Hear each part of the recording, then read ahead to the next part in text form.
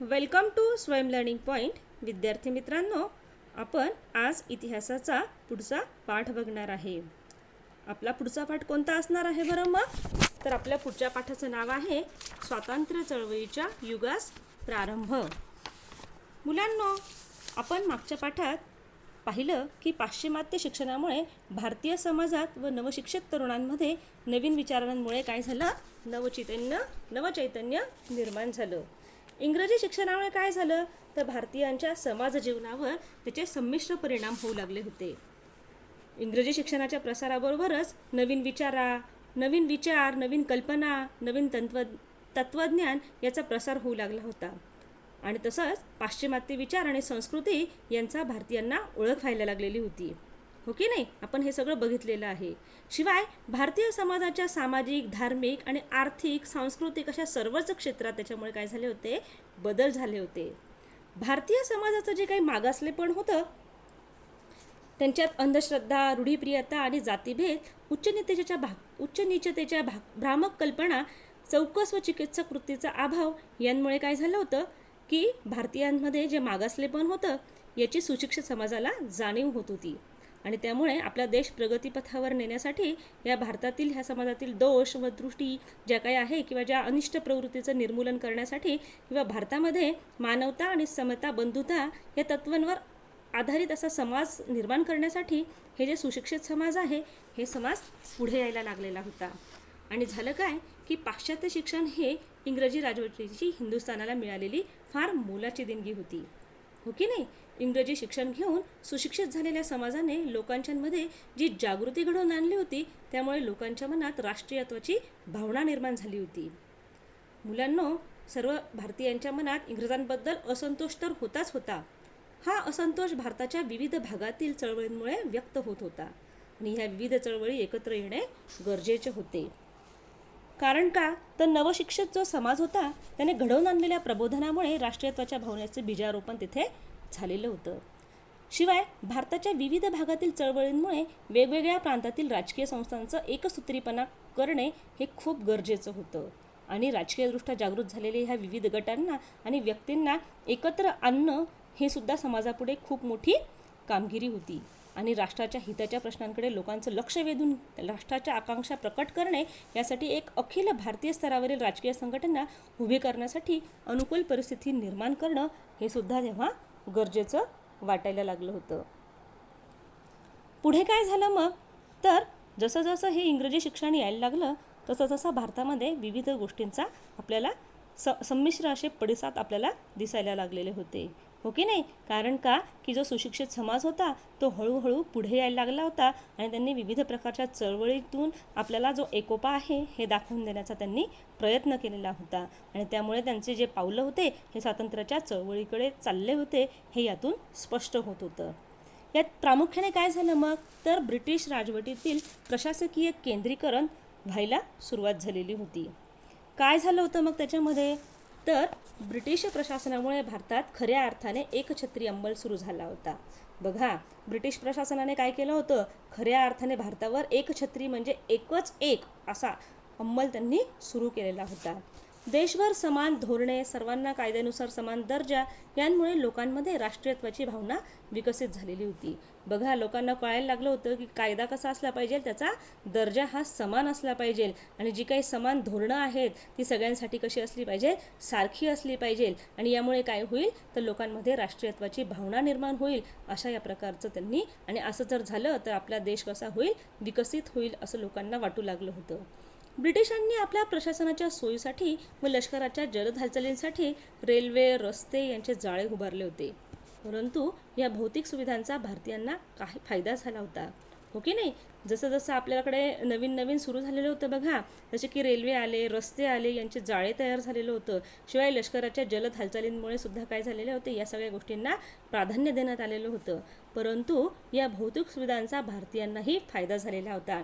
जसं की इंग्रज सरकारने स्वतःच्या सुविधांसाठी जरी त्यांनी हे केलेलं असलं पण त्याचा फायदासुद्धा भारतीयांना सुद्धा हा होतच होता. परंतु या भौतिक सुविधांचा भारतीयांना फायदा झाला. भारताच्या विविध प्रांतातील लोकांचा परस्परांशी अधिक संबंध येऊन त्यांच्यातील संवाद वाढला व राष्ट्रभावना वाढीस लागली. बघा, विविध प्रांतातले लोक कसे व्हायला लागले, मग एकत्र यायला लागले आणि त्यांचं परस्परांचे जे संबंध होते ते जास्ती बळकट व्हायला लागले आणि त्यांच्यामध्ये संवाद साधायला मदत झाली आणि त्याच्यामुळे काय झालं, राष्ट्रभावना कशी झाली, वाढीला लागली. पुढे झालं आर्थिक शोषण. आर्थिक शोषणात काय झालं मग, तर भारताच्या संपत्तीचा ओघ अनेक मार्गांनी इंग्लंडकडे सुरू झाला. बघा, व्यापार करण्यासाठी जेव्हा ते भारतात आले होते तर साहजिकच ते व्यापारासाठी सगळीकडे पसरलेलं होतं त्यांचं जाळं आणि त्यामुळे त्यांच्याकडे संपत्तीचा ओघ हा इंग्लंडकडे सुरू झालेला होता. इंग्लंडच्या साम्राज्यवादी धोरणामुळे भारताचे आर्थिक शोषण होऊ लागले होतं. शेतकऱ्यांना सक्तीने नगदी पिकं घ्यावयास लावले होते. आपण बघितलं, मागच्या पाठात आपण बघितलंय की त्यांना नीळ, कापूस अशा प्रकारचं पीक घ्यायला त्यांनी भाग पाडलेलं होतं. शिवाय शेतसाऱ्याचे ओझे, सततचे दुष्काळ यांमुळे भारतीय शेतीचा कणा मोडलेला होता. आणि काय होतं की त्यांना तो शेतसारा भरावा लागत होता, त्याचा कर भरावा लागत होता, त्यामुळे जे आपले भारतीय आहे त्या ओझ्याखाली दबत चालले होते. आणि त्याच्यात अजून दुष्काळ आला की त्यांचा अजूनच कणा मोडत होता. पारंपरिक उद्योगधंद्यांचा ऱ्हास झाल्याने बेकारी वाढली होती आणि जे आपले पूर्वापार चालत आलेले जे उद्योग होते ते कमी झाल्यामुळे काय झालं होतं की बेकारी वाढायला सुरुवात झालेली होती. भांडवलदारांकडून कामगार वर्गांचे शोषण होत होते. मध्यम वर्गावर नवनवे कर लादले, यामुळे लोकांच्या मनात असंतोष खदखदत होता. बघा, जे भांडवलदार होते त्यांनी काय करायला सुरुवात केली होती, कामगार वर्गाचं शोषण करायला सुरुवात केलेली होती आणि त्यामुळे त्यांनी काय केलं, जे मध्यमवर्गीय लोक होते त्यांच्याबरोबर त्यांनी नवीन नवीन कर लादायला सुरुवात केलेला असल्यामुळे साहजिकच काय झालेलं आहे, लोकांच्या मनात त्यांच्या विरुद्ध असंतोष निर्माण झाला, लोकांच्या मनात राग धुमसत राहिला. हेच एक आर्थिक शोषणाचं एक कारण होतं. पुढे आलं पाश्चात्य शिक्षण. पाश्चात्य शिक्षणाच्या प्रसारामुळे न्याय, स्वातंत्र्य, समता, लोकशाही अशा नव्या कल्पनांची भारतीयांना ओळख झाली. मी मगाशीच सांगितलं, जसं जसं पाश्चात्य शिक्षण जसं येत गेलं तसे त्याचा जसा प्रसार तो सगळ्या भारतात होत गेला आणि त्याच्यामुळे लोकांमध्ये जागरूकता निर्माण झाली. लोकांना स्वातंत्र्य, न्याय आणि समता आणि लोकशाही या सर्व कल्पनांच्या ओळख झाली. बुद्धिनिष्ठा, विज्ञाननिष्ठा, मानवता, राष्ट्रवाद अशी मूल्ये भारतीयांना आत्मसात झाली. म्हणजे त्यांनी जो बुद्धिनिष्ठ जो त्यांचा स्वभाव होता इंग्रजांचा, त्यातून ते नवीन नवीन गोष्टी शिकले. शिवाय विज्ञाननिष्ठा, नवीन नवीन शोध लावायला ते शिकले. मानवता, सगळ्यांनी जर एक आलं आणि सगळ्यांनी जर एकमेकाला समजून घेतलं तर आपलं राष्ट्र काय होईल, संपन्न होईल असं लोकांना वाटू लागलं आणि ही ती मूल्य जी होती इंग्रजांची ती भारतीयांनी आत्मसात करायला सुरुवात केलेली होती. यामुळे आपल्या देशाचा कारभार करण्यासाठी आपण सक्षम असून यांच्या मूल्यांच्या आधारावर आपल्या देशाची उन्नती साधावी अशी भावना रुजू लागली आणि लोकांना हळूहळू समजायला लागलं, जर आपल्या देशात जर आपण असं काही करायला घेतलं किंवा ह्या ज्या भावना आहेत ह्या जर रुजवल्या तर साहजिकच आपला भारतसुद्धा काय होईल, संपन्न होईल असं लोकांना वाटू लागलं. इंग्रजी भाषेमुळे भाषिक विविधतेने संपन्न झालेल्या भारताला संपर्काचे एक नवे माध्यम मिळाले.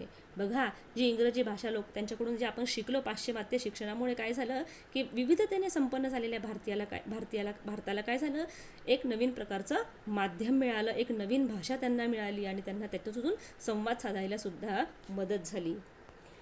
भारताच्या प्राचीन इतिहासाचा आता आपल्याला अभ्यास करायचा आहे. कोलकाता येथे ब्रिटिशांनी एशियाटिक सोसायटीची स्थापना केली. बघा, कोलकाता येथे त्यांनी काय केलं तर एशियाटिक सोसायटीची त्यांनी स्थापना केली. अनेक भारतीय व पाश्चिमात्य विद्वानांनी भारतीय संस्कृतीचा अभ्यास सुरू केला आणि बघा, जे भारतीय लोक होते आणि शिवाय पाश्चिमात्य जे विद्वान होते यांनी काय केलं, भारतीय संस्कृतीचा अभ्यास करायला सुरुवात केली. संस्कृत, फारसी आणि अन्य भारतीय भाषांमधील हस्तलिखिते तपासून त्यावरील संशोधने प्रसिद्ध केली.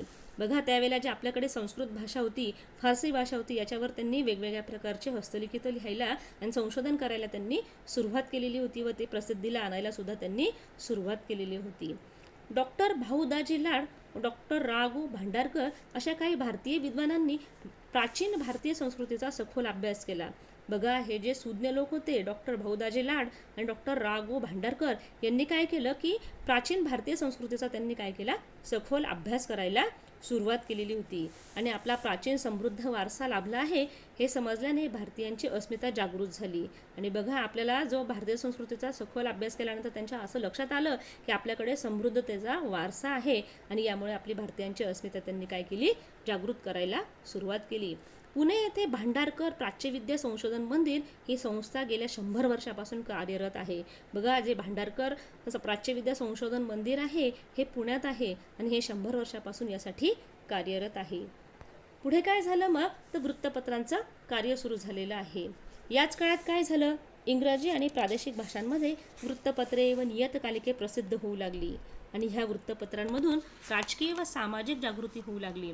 बघा, हळूहळू वृत्तपत्रांमधून जनजागृती व्हायला सुरुवात झाली आणि लोक जागरूक झाले.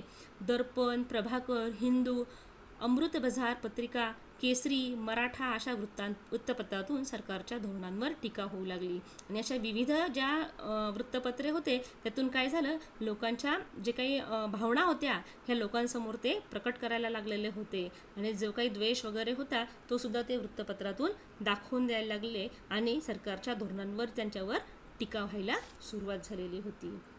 राष्ट्रीय सभेची स्थापना झाली या दरम्यानच. तर 28 डिसेंबर 1885 रोजी मुंबईतील गोकुळदास तेजपाल संस्कृत पाठशाळेत राष्ट्रीय सभेचे पहिले अधिवेशन भरवण्यात आले. बघा, त्याच काळात काय झालं तर राष्ट्रीय सभेचं पहिलं अधिवेशन सुद्धा भरवण्यात आलेलं होतं. कुठे भरवण्यात आलं होतं बरं ते? तर मुंबईमधील गोकुळदास तेजपाल संस्कृत पाठशाळेत ते भरवण्यात आलेलं होतं. भारतातील विविध प्रांतातील 72 प्रतिनिधी या अधिवेशनासाठी आलेले होते. बघा, राष्ट्रीय सभेचं ते पहिलं अधिवेशन होतं, त्यामुळे विविध प्रांतातून किती लोक आले होते तर 72 प्रतिनिधी तिथे या अधिवेशनासाठी आलेले होते. कोलकाता येथील नामवंत वकील व्योमेशचंद्र बॅनर्जी हे या अधिवेशनाचे अध्यक्ष होते. बघा, सुरुवातीचं जे पहिलं अधिवेशन आहे त्याचे अध्यक्ष कोण होते मग? तर वकील व्योमेशचंद्र बॅनर्जी हे या अधिवेशनाचे अध्यक्ष होते. या सर्वांनी मिळून या सभेत भारतीय राष्ट्रीय सभेची स्थापना करण्यात आली. म्हणजेच कोणती रे? इंडियन नॅशनल काँग्रेसची तिथे स्थापना करण्यात आली. ॲलन ऑक्टिव्हियन ह्यूम ह्या ब्रिटिश अधिकाऱ्याने ही राष्ट्रीय सभेच्या स्थापनेत पुढाकार घेतला आणि भारतीयांना प्रशासनात अधिक प्रतिनिधित्व मिळावे, ब्रिटिश शासनाने लष्करी रूपात खर्चात कपात करावी अशा मागण्यांची निवेदनं ब्रिटिश सरकारकडे पाठवण्यात आली. बघा, नुसतं अधिवेशन घेतलंय का त्यांनी राष्ट्रीय सभेचं? तर नाही. तर त्यांनी काय केलं, या प्रशासनात भारतीयांनी अनेक प्रतिनिधित्व मिळावे, म्हणजे त्या प्रशासनात कोणाला प्रतिनिधित्व मिळावं तर भारतीयांना मिळावं, शिवाय ब्रिटिश शासनाने लष्करी खर्चात कपात करावी अशी सुद्धा निवेदनं त्यांनी कोणाकडे पाठवली तर ब्रिटिश सरकारकडे त्यांनी अशा प्रकारची निवेदनं पाठवण्यास सुरुवात केलेली होती. काय होतं बरं मग ह्या राष्ट्रीय सभेचं उद्दिष्ट? तर भारताच्या निरनिराळ्या भागातील लोकांना धर्म, वंश, जात, भाषा, भौगोलिक प्रदेश असे भेद विसरून एका व्यासपीठावर आणणं हे गरजेचं होतं आणि परस्परांच्या समस्या जाणून घेऊन विचार विमर्श करणे, लोकांमध्ये ऐक्यभावना वृद्धिंगत करणे, राष्ट्राच्या उन्नतीसाठी प्रयत्न करणे ही राष्ट्रीय सभेची उद्दिष्ट होती. काय काय उद्दिष्ट होती बरं मग? तर निरनिराळ्या भागातले जे काही लोक आले होते त्यांनी काय करायचं होतं तर धर्म, वंश, जात, भाषा, भौगोलिक प्रदेश याचा सगळ्यांना विसर पडून ते काय झाले होते, एका व्यासपीठावर ते आलेले होते आणि त्यांनी एकमेकांच्या विचार विमर्श घ्यायला सुरुवात केलेली होती आणि यामुळे काय झालं तर त्यांच्या लोकांमधली जी ऐक्यभावना आहे ती वृद्धिंगत व्हायला सुरुवात झालेली होती आणि राष्ट्राच्या उन्नतीसाठी ते प्रयत्न करायला लागले होते. हीच राष्ट्रीय सभेची काय होती? उद्दिष्ट होती. पुढे आलं मवाळ युग. हे मवाळ युग किती दिवस चाललं बरं? तर 1885 ते 1905 पर्यंत हे मवाळ युग चालू होतं. राष्ट्रीय सभेच्या स्थापनेनंतरच्या सुरुवातीच्या दशकात त्यांचे कार्य संथपणे पण सातत्याने सुरू होतं. राष्ट्रीय सभेचे नेते वास्तववादी व उच्च शिक्षित होते. संघटन कार्यातून भक्कम पाया उभारला पाहिजे अशी त्यांची जाणीव होती. बघा, त्यांचं काय म्हणणं आहे तर राष्ट्रीय सभेच्या स्थापनेनंतर काय झालेलं होतं, सुरुवातीच्या दशकांमध्ये काम संथपणे चाललेलं होतं पण सातत्याने होतं, पण त्याचा दर्जा होता हा संथपणे चालू होता. त्यामुळे काय झालं तर राष्ट्रीय सभेचे नेते जे होते हे वास्तववादी व उच्च शिक्षित होते आणि यांच्या या कार्यातून भक्कम पाया उभारला पाहिजे असे त्यांना जाणीव झालेली होती. पाश्चात्य विचारवंताच्या उदारमतवादी तत्त्वज्ञानाचा, स्वातंत्र्य, समता, बंधुता या मूल्यांचा त्यांच्यावर प्रभाव होता आणि त्यामुळे काय झालं त्यांच्या सनदशीर मार्गावर विश्वास होता. बघा, सनदशीर मार्ग म्हणजे काय? कायदेशीर जो मार्ग आहे त्याच्यावर त्यांचा विश्वास होता आणि सनदशीर मार्गांनी मागणी केल्यास इंग्रज आपल्याला मागण्यांना न्याय देतील अशी त्यांना आशा वाटत होती. म्हणजे त्यांना असं वाटत होतं जर आपण कायद्याच्या पद्धतीने गेलो किंवा सनदशीर जर आपण त्यांच्याकडून मागून घेतलं तर ते साहजिकच त्याच्यावर काय करतील, विचार करतील व ते आपल्याला न्याय देतील असं ह्या लोकांना वाटत होतं. अशी त्यांना आशा वाटत होती आणि ते असं सहज मान्य करतील अशी त्यांना काय होती, आशा पण वाटत होती. गोपाळकृष्ण गोखले, फिरोजशाह मेहता आणि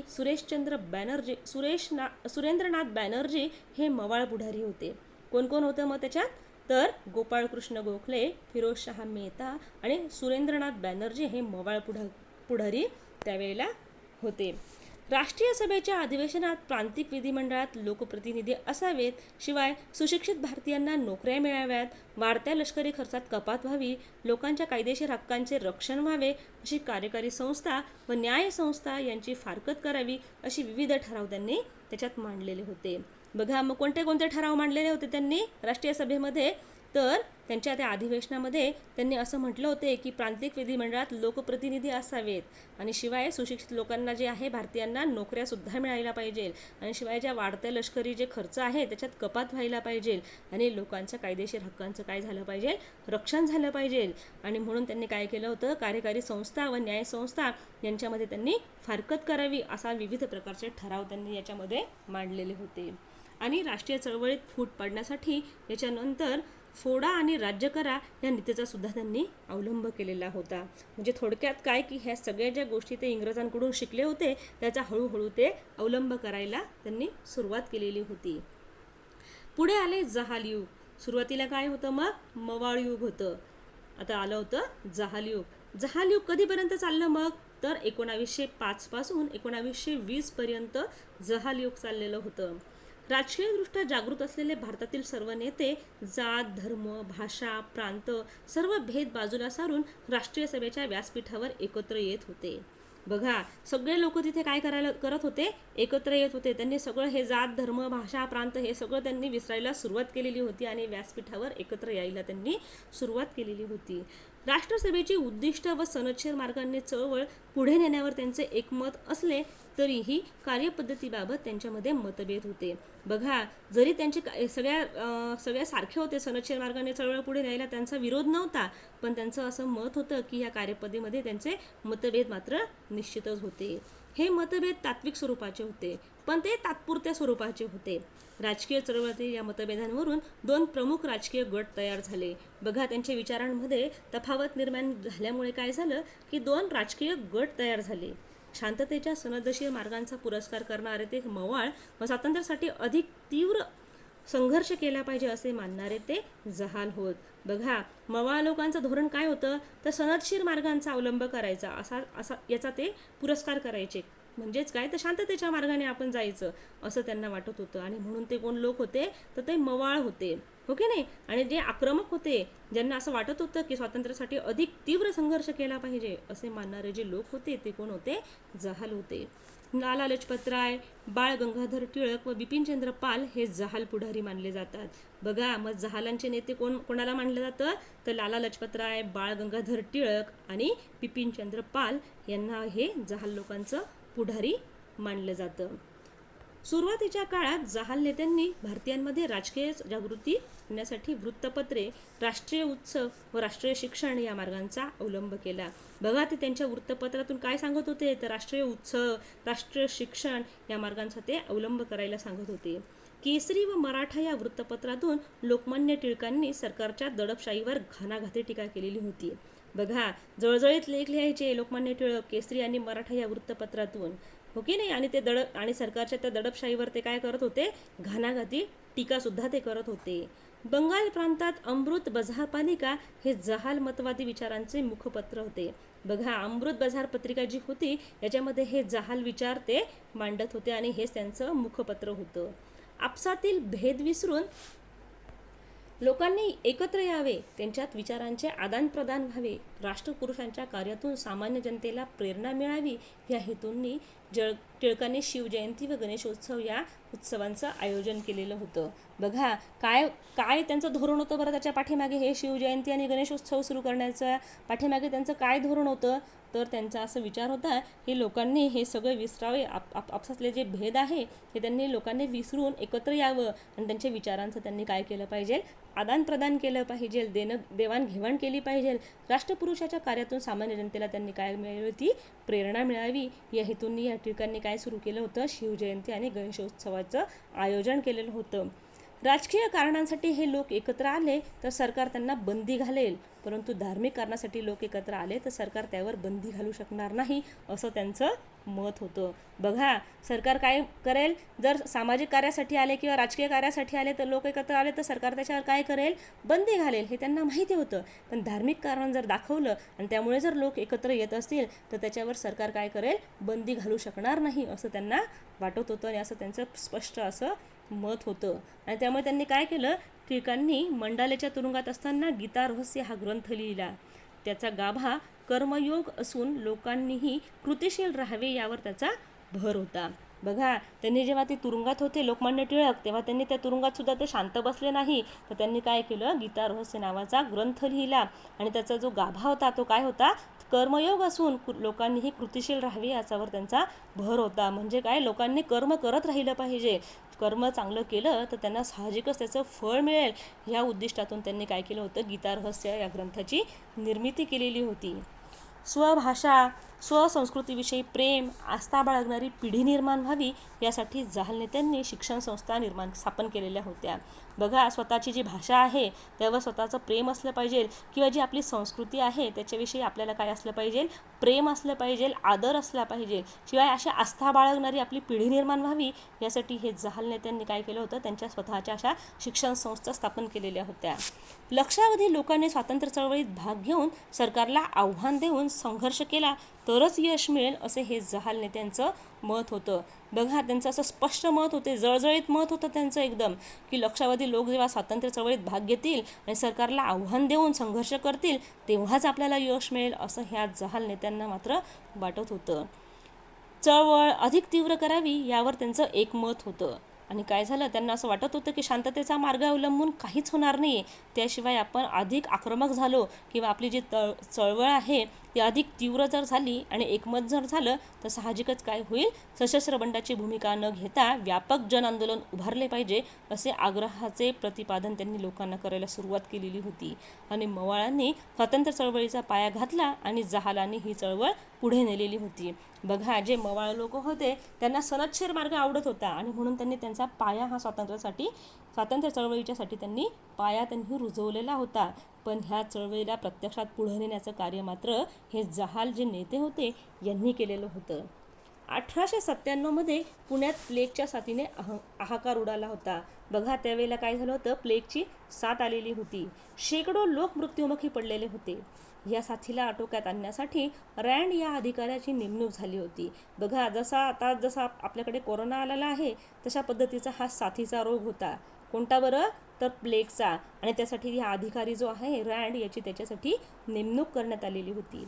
प्लेगचे रोगी शोधून काढण्यासाठी झडते घेण्याचे सत्र सुरू झाले होते. आणि बघा, ते प्रत्येक घरात शोधत होते की कोणी असा रोगी आहे का, यासाठी ते काय करत होते, झडती सत्र त्यांनी सुरू केलेलं होतं. लोकांवर जुलूम जबरदस्ती केली, याचा बदला म्हणून चाफेकर बंधूंनी त्याचा वध केला. बघा, कारण त्या चाफेकर बंधूंना हे सहन झालं नाही, कारण ते लोकांना घरात घुसून बाहेर काढत होते आणि हे काही त्यांना सहन झालं नाही. आणि म्हणून ह्या चाफेकर बंधूंनी काय केलं, तर रँडचा वध केला किंवा त्याचा खून केला. सरकारने टिळकांचा या कटाशी संबंध जोडायचा आटोकाट प्रयत्न केला. प्रत्यक्षात खून कोणी केला, चाफेकर बंधूंनी, पण सरकारला टिळकच करतात आहे असं त्यांना वाटत होतं, किंवा या कटामध्ये टिळकांचा संबंध आहे असा त्यांना संशय होता. त्यात अपयश आले तरी सरकारने सूडबुद्धीने लोकमान्य टिळकांना तुरुंगात टाकले. त्यांना हा संशय जरी होता पण तरीसुद्धा त्यांनी काय केलं, सूडबुद्धीने लोकमान्य टिळकांना त्यांनी काय केलं, तुरुंगात डांबलेलं होतं. त्याच्यानंतर काय झालं मग, तर बंगालची फाळणी झाली. हिंदू मुस्लिम समाज दुहीचे बीज पेरून फोडा आणि राज्य करा या नीतीचा अवलंब करायचे असे ब्रिटिशांनी ठरवलं होतं. ब्रिटिशांना माहिती होतं की हिंदुस्थानात हिंदू आणि मुस्लिम समाज यांच्यामध्ये जर मतभेद निर्माण केले तर साहजिकच काय होईल, हे लोक आपसात लढत राहतील आणि आपलं राज्य जे आहे ते व्यवस्थित आपण चालवू शकू, या नीतीचा त्यांनी अवलंब केलेला होता. आणि म्हणून त्यांनी काय केलं, आपसात भांडण लावायला सुरुवात केली आणि त्यांचं राज्य बळकट करायला सुरुवात केलेली होती. तात्कालिक व्हाईसराय जो होता लॉर्ड कर्झन, याला त्यांनी खतपाणी घातलेलं होतं. आणि हा जो लॉर्ड कर्झन होता याने सुद्धा ह्या जी काही त्यांची नीती होती फोडा आणि राज्य करा, याला सुद्धा त्याने काय केलं होतं, खतपाणी घातलेलं होतं. बंगाल हा एक मोठा प्रांत होता. या प्रांताचा कारभार करणे प्रशासकीयदृष्ट्या अवघड असल्याचे कारण पुढे करून लॉर्ड कर्झन यांनी 1905 मध्ये बंगाल प्रांताची फाळणी जाहीर केली. बघा, बंगाल प्रांत कसा होता, खूप मोठा होता आणि त्याच्याकडे प्रशासकीयदृष्ट्या अवघड शासन करणं हे त्याच्यासाठी अवघड आहे असं कारण सांगून लॉर्ड कर्झनने काय केलं, 1905 मध्ये बंगालची फाळणी करायला सुरुवात केली. ह्या फाळणीमुळे काय झालं तर मुस्लिम बहुसंख्याकांचं जे पूर्व बंगाल तर हिंदू बहुसंख्याकांचं पश्चिम बंगाल अशी रचना केली. बघा, फाळणी पण त्याने कशी केली तर हिंदू मुस्लिम याच्यावर आधारून केली. म्हणजेच काय तर जे हिंदू लोक आहेत त्यांच्यासाठी त्यांनी काय केलं, पश्चिम बंगाल याची रचना केली आणि जे मुस्लिम लोक आहेत त्यांच्यासाठी त्यांनी पूर्व बंगाल अशी फाळणी केली.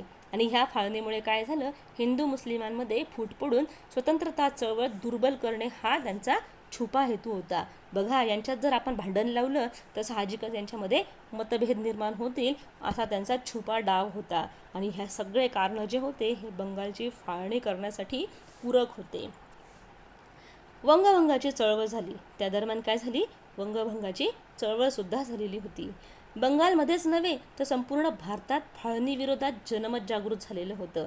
बघा, जशी जशी फाळणी व्हायला लागली तसं तसं काय झालं तर जनमत जे होतं लोकांमध्ये, लोक जागृत व्हायला सुरुवात झाली होती. 16 ऑक्टोबर हा फाळणीचा दिवस राष्ट्रीय शोक दिन म्हणून पाळण्यात आला. बघा, जो ती बंगालची जी फाळणी झाली त्याचा दिवससुद्धा त्यांनी जाहीर केलेला होता. 16 ऑक्टोबर हा त्यांच्या फाळणीचा दिवस होता. भारतभर निषेध सभांद्वारे सरकारचा निषेध केला गेला आणि भारतामध्ये काय झालं, या सरकारचा निषेध करण्यासाठी त्यांनी वंदे मातरम हे गीत सर्वत्र गायले जाऊ लागले. जे आपण आता वंदे मातरम हे जे आपलं गीत आहे राष्ट्रगीत, त्याचा त्यांनी काय केला, ते गाऊन त्यांनी याचा निषेध करायला सुरुवात केली. आणि ऐक्याचे प्रतीक म्हणून रक्षाबंधनाचा कार्यक्रम घेण्यात आला.